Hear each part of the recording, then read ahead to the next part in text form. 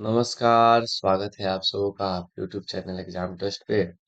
जैसा कि पता है आप सबों को कि आज है हमारा गद्य का च- तीन छठा और आज हम लोग पढ़ने वाले हैं चैप्टर 6 जिसका नाम है ओ सदा नीरा। ओ सदा नीरा क्या है? इस चैप्टर का नाम है जिसके लेखक है जगदीश चंद्र माथुर। माथुर जी इसके लेखक हैं। अगर हम उनके बारे में कुछ जानकारी प्राप्त करने चाहें तो हम देख सकते हैं कि इनका जन्म हुआ था 16 जुलाई 1917 को और इनकी निधन हुई थी 14 मई 1978। और इनके जन्म स्थान के बारे में बात करें तो शाहजहांपुर उत्तर प्रदेश में इनका जन्म हुआ था।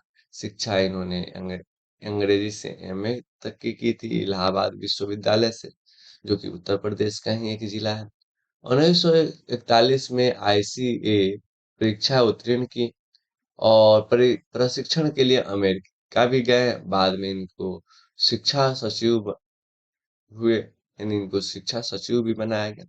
अगर हम इनकी उपाधियों के बारे में बात करें तो विद्या वादी रिधि की उपाधि से विभूषित है, यानी इन्होंने विद्या यानी शिक्षा के संबंध में इन्होंने बहुत सारे योगदान दिए।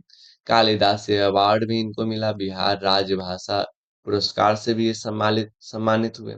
इनकी कुछ कृतियां हैं मेरी बांसुरी, भोर का तारा, ओ मेरे मन, ओ मेरे सपने, कोणार्क, बंदी, सर शारदिया, पहला राजा, दशरथ नंदन, कुंवर सिंह की टेक, गगन सवारी, 10 तस्वीरें, ये सब इनकी कृतियां हैं। आप ध्यान में रखेंगे कभी कभी ऑब्जेक्टिव में अक्सर पूछ दिया जाता है कि बताइए कौन कौन कृति इनके द्वारा लिखी गई है जगदीश जी के द्वारा। अगर हम इसके बारे में बात करें तो पहले की भांति आप ऐसे ही लिख सकते हैं। वो सदा नीरा निबंध के निबंधकार कौन है? जगदीश चंद्र माथुर जी हैं, जिन्होंने 1973 में ये लिखा था, ये प्रकाशित हुआ था। यह पाठ निबंध संग्रह बोलते क्षण से लिया गया है। किससे लिया गया है जी? बोलते क्षण से ये लिया गया है। सदा नीरा का अर्थ है जल से हमेशा भरा हुआ। सदा, सदा का मतलब होता है हमेशा, और नीरा मतलब, सदा का मतलब हमेशा, हमेशा, और नीरा का मतलब क्या होता है? जल। जल जिसमें हमेशा रहे, यानी हमेशा जल से भरा हुआ नदी जो होता है, नदी क्या होगा? सदा नीरा को दर्शाता है। हालांकि अगर आप इस प्रस्तुत पाठ में तो कभी बताना चाहते हैं, वो सदा नीरा जो है बिहार की नदियों की एक नदी जिसका नाम है गंडक नदी। कौन सी नदी जी? गंडक नदी के बारे में यह कहा गया है। ये जो कहानी है गंडक विशेष है, गंडक नदी के ऊपर लिखा गया है। यह नदी मुख्य रूप से चंपारण में बहती है, हमारे चंपारण में बहती है। इसके किनारे बहुत से नगर हैं, बहुत से नगर बसे हुए हैं। चंपारण की धरती बहुत बड़ी धरती है। वो कहते हैं कि नदियों में बाढ़ आना मनुष्य का स्वार्थ का कारण है जी।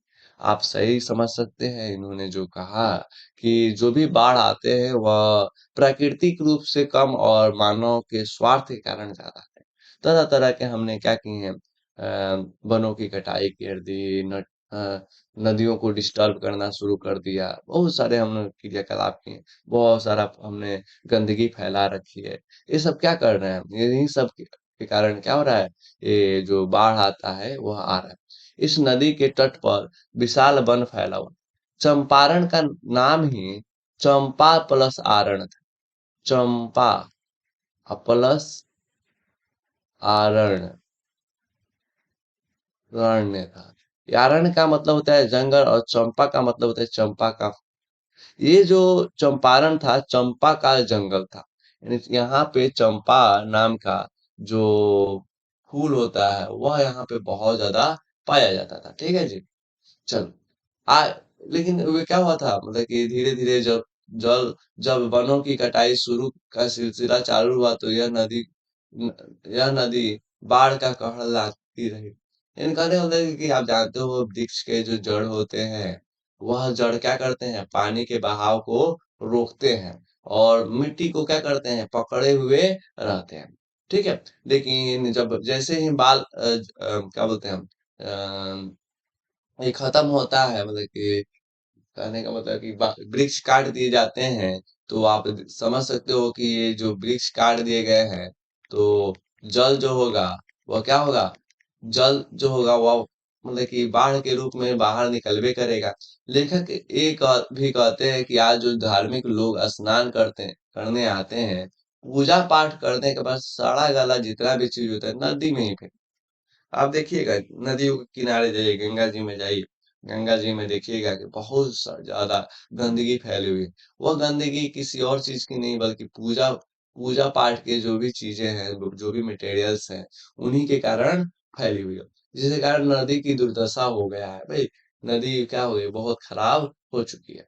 वह ये बात को करते हैं जगदीश चंद्र माथुर, जो मध्य युग के समाज के सच्चाई को बताते हैं, यानी और लड़ाई झगड़े के कारण के लिए मुसलमान शासकों ने अंधाधुंध जंगलों की कटाई कर दी। वसुंधरा भोगी मानव को अर्थ है, यानी कहने का मतलब है मानव का अर्थ उन्होंने बताया कि वसुंधरा भोगी, वसुंधरा का मतलब कि इस धरा का पे जो भी चीजें हैं उसका इस्तेमाल करने वाले ही मानव है। और जब मध्यकालीन युद्ध युग था, तो मुसलमान जो शासक आए, यानी जो मुगल साम्राज्य आए या उसके पहले भी जो भी चीजें आई, उन सब लोग अंधाधुंध जंगलों की कटाई करने लगे। साफ पूरा जंगल को काटने लगे। उससे क्या मतलब कि उससे उनको फायदा था कि वे जो भी चीजें हैं, मतलब कि उससे व्यापार उनका अच्छा होने लगा। ये सब चीजें थी। पृथ्वी पर सुख भोगने वाला और धर्माधम मानव का अर्थ है धर्म के अधे की तरह अनुकरण करके भाव रखने वाला मानव। जिस प्रकार विशाल जंगलों को काट दिया, उसी प्रकार मूर्तियों को भी नष्ट कर दिया है। यानी कहने का मतलब है कि पृथ्वी पर सुख भोगने के चक्कर में हम मानव लोग क्या कर रहे हैं, सभी जंगलों को काटते जा रहे हैं। ये जो प्रकृति के द्वारा जो मूर्ति स्वरूप ये दुनिया बनी है, इसको हम लोग डिस्ट्रॉय करने की कोशिश करते जा रहे हैं, जो कि हमारे लिए एक तरह से खतरनाक है। साथ में ही कई धर्म स्थलों को तोड़ भी दिया गया है, आप समझ सकते हो। यानी जिससे मानव को सुख मिलता है, उसी को नष्ट कर दिया किया जा रहा है। यानी कहने का मतलब है कि जो जिस जिस चीज से हमको सुख मिलता है, हम लोग पूजा अर्चन करते हैं। पूजा के अर्चन करना अच्छी बात है, जिससे क्या होता है कि मन को शांति मिलती है, और उसी को नष्ट कर रहे हैं। ये क्या है, एक तरह से मतलब कि धर्म नहीं अधर्म ही है। वसुंधरा भोगी मानव और धर्माधम मानव एक ही सिक्के के दो पहलू है। मतलब ये जो वसुंधरा भोगी है, जो लोग क्या कर रहे हैं, इस धरा का इस्तेमाल कर रहे हैं, और धर्माधम मानव जो है, वो भी लोग क्या है, एक सिक्का के दो पहलू हैं, यानी एक दूसरे से जुड़े हुए हैं। जगदीश चंद्र माथुर इस पाठ के महायान से गुणगान किया है। उन्होंने कहा है कि भूमि क्या है, महान है। भूमि क्या है, महान है। इसी से सभी लोग जीवित हैं। इसी इसी के बलबूते से हम लोग अपने अस्तित्व को कायम रखे हैं। यहाँ अनेक व्यक्ति आए, और कई आक्रमणकारी भी आए। आए ना, मुगल आए, बहुत सारे लोग आए, गजनी आया, ये सब लोग आए, और बहुत सारा आक्रमण किया, बहुत चीजें लूट कर ले गए हैं। उन्होंने आकर या तो बस गए, या क्षति पहुंचाकर लेविन धन्य है, पहुंचाकर थोड़ा सा mistake, क्षति पहुंचाए, ठीक है। इस भूमि की सहनता और उदारता जीव की इतने अत्याचारी होते हुए भी सबको क्षमा कर दिया। मतलब कि ये जो भूमि है, वह क्या कर रही, सभी जो नराधम लोग आए, जो भी लोग लूटने आए हैं भारत को, भारत के संप्रदाय को लूटे, और उसके बावजूद भी यह धरती उन सबको क्षमा करती गई, कुछ को अपने यहाँ बसा भी ली। आगे लिखते हैं कि लेखक ने इस पाठ के विभिन्न स्थानों से आकर चंपारण और उसके आसपास बसने का जिक्र किया है।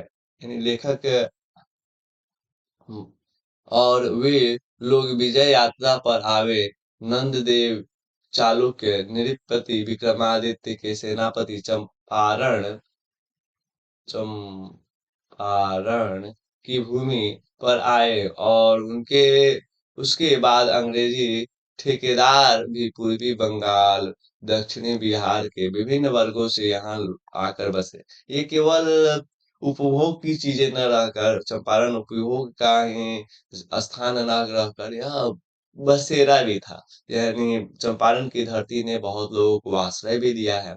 अंग्रेजों का मकसद था कि खोजी से मुनाफा कमाना। यानी कोई भी अंग्रेज आया, सब लोग क्या करता था, मतलब कि बस एक ही उनका टारगेट रहता था कि मुनाफा ज्यादा से ज्यादा कमाया जाए। किसानों को जबरदस्ती खेती करवाते थे, खास करके यहाँ पे जो खेती होती थी, नील की खेती होती थी जी। नील का खेती जो कि बहुत मतलब कि ऊर्जा को खपत करता है, मिट्टी को अनउपजाऊ बना देता है।